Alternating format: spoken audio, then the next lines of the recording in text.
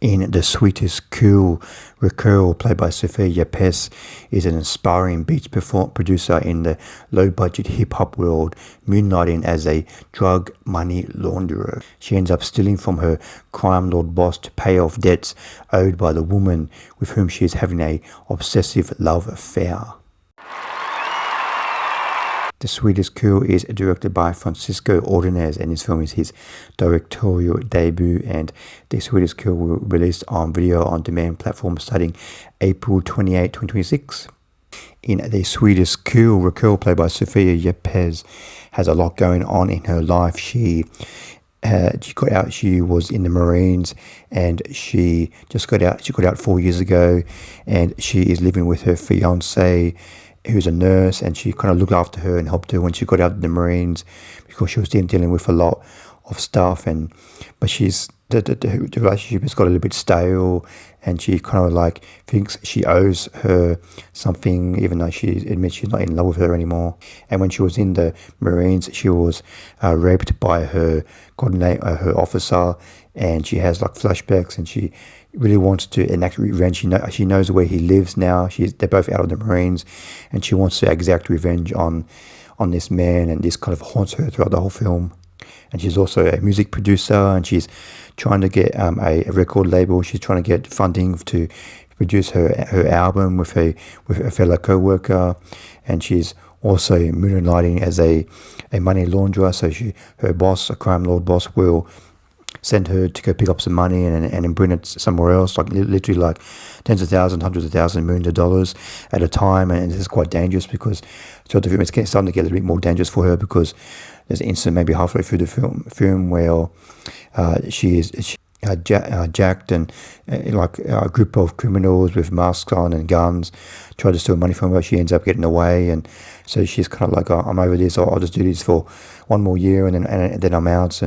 And she also meets the mysterious Sydney Flanagan, who is in a little bit of trouble. She and Raquel takes a shining to her. She thinks she's quite attractive, and they end up in a bit of a love affair on the side. Like, Raquel doesn't tell her who she is. She tells her that she's like a famous music producer, and Sydney Flanagan buys this. So there's a lot going on in her life, and when Sydney Flanagan tells Raquel that she's in some money trouble, she owes some money to some people, then Raquel, she knows she can just pretend that someone stole the money from her, and so she ends up eventually stealing some money from her crime lord boss. I swear 2026 must be the year of random guns in the beginning of the movie, that like the film will just introduce a gun. Like I've seen 2 movies today that introduce a gun in the beginning act of the film,